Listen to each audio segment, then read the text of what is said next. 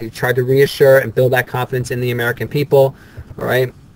And then, he kind of said, like I was telling you before, have some confidence and trust in that bank, right? It was safer to put your money in a bank than it was in the mattress, right? Now, during this period, he is going to wield a tremendous amount of power. He's going to send a lot of bills and a lot of programs to Congress, right? And Congress is going to turn those bills into laws and make those programs legal acting programs, right? And this is all during that 100-day period where he is able to accomplish a lot. All right, these are some pictures of him giving some of his fireside chats. You can see families here on the side. The radio was kind of like our TV today, right? Most families had a radio, and that was their only link to what was going on around the country.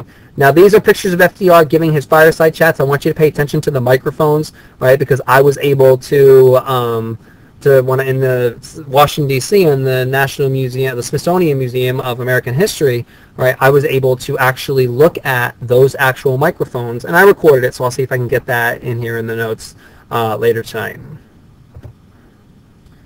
Right, these are some of the programs that FDR set up as part of his New Deal programs. All right, you can always pause it and go back through. Your work pack is going to have a couple examples of them.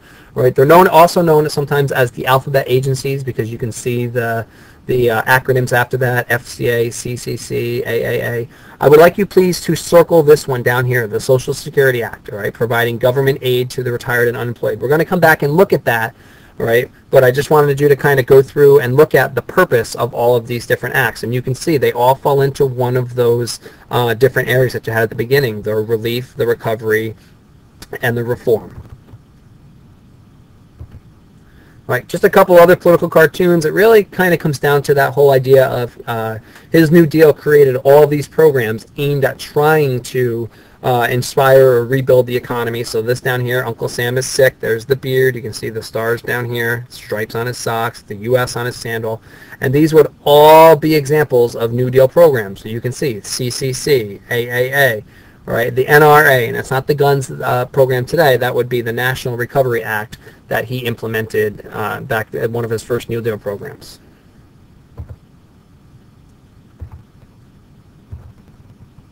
Okay. Now, while most people were happy with his New Deal programs, not everybody is going to be happy about it. And here are some of the reasons why.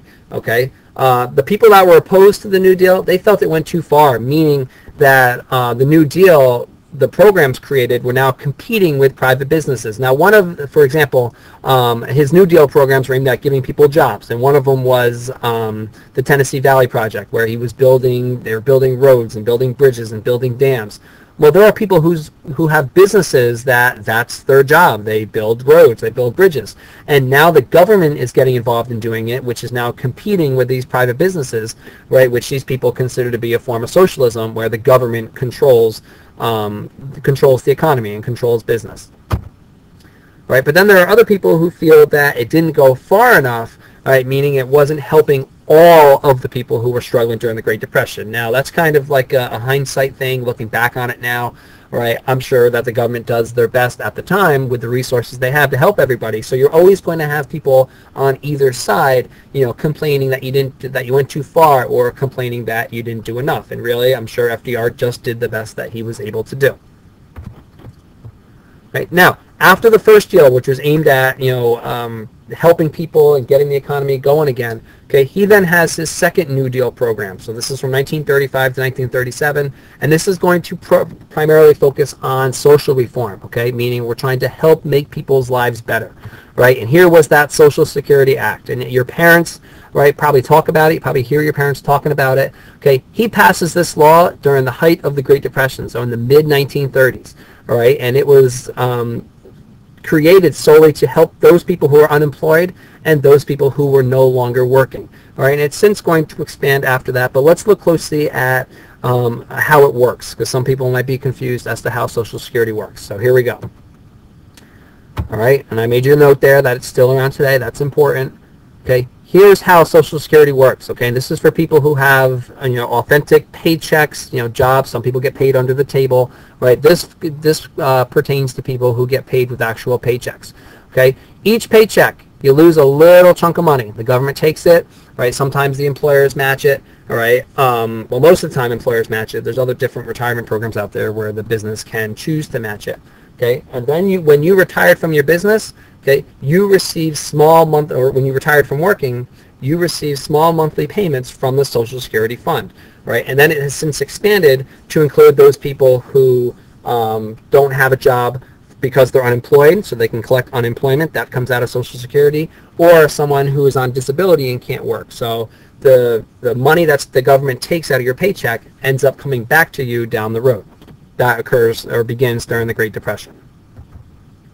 All right, when he goes for re-election, all right, so 1936, he was elected in 1932. He is going to win overwhelmingly, despite having some opposition, meaning businesses weren't exactly happy with his New Deal programs, primarily because of that socialism thing that we had looked at before, right? But the vast majority of Americans are going to support him. And when I show you the Electoral College map, you're going to be like, oh my goodness, right? He cleaned house. He won almost every single state. But there's a couple examples of groups of people that supported him: working class Americans, poor Americans, and African Americans, right? So looking at this map right here, and I'm going to zoom it, make it look a little bit bigger, but this election was the high point of his presidency, and we're going to start to look at how he turns the corner, right, and it starts to come downhill. But you can see by looking at this map, okay, he's red, right, which means they didn't really start change the colors until after a little bit closer to present day, right? But all the red states are states that he won. So here, I'll zoom it out for you in a second, okay? Right, he won all the red states, and the Republican candidate is going to win all of the blue states. So he won 98.5% of the electoral vote, okay?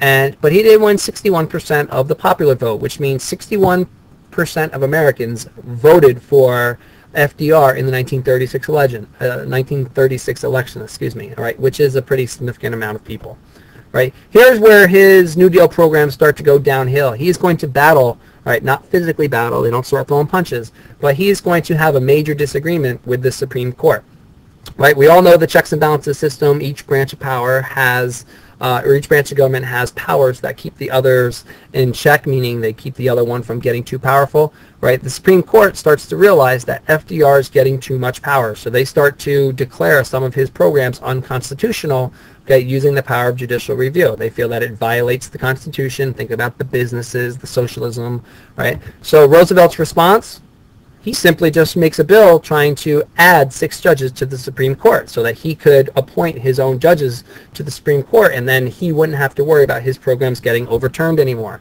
all right? And then Congress is not going to agree with this. They're going to veto his bill, all right, and it now becomes a big deal. Some tension is created in the government. Okay, so that was my attempt at trying to make you see, right? His New Deal programs were soaring; they were doing so well, and then the brakes got slammed on them because of his court packing scheme.